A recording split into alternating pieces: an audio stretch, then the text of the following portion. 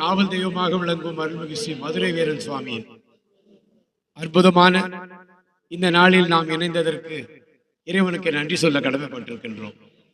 தென் மாவட்டங்களில் காவல் தெய்வங்கள் பெரும்பாலும் ஆலயம் இருக்கும்.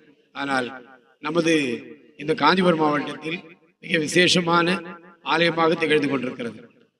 பலரும் நம்முடைய குலதெய்வமாக வணங்கி வரும் வெள்ளையம்மாள் பொம்மியம்மாள் சமேத ஸ்ரீ மதுரை வீரன் சுவாமியின் அனுகிரகத்தால் அனைவருமே பொய்யின்றி மெய்யோடு நெய் கொண்டு போனால் ஐயனை நீ காணலாம் என்று ஐயப்ப பகவானுக்கு எப்படி சொல்வார்களோ அதுபோல நமது மதுரை வீரன் சுவாமிக்கும் அதை போல ஆத்மார்த்தமான அன்போடு எவர் வந்தாலும் அவர்களை காத்து நிற்கும் அற்புதமான அந்த திரு மகிமையை அவர் காட்டுகின்றார்.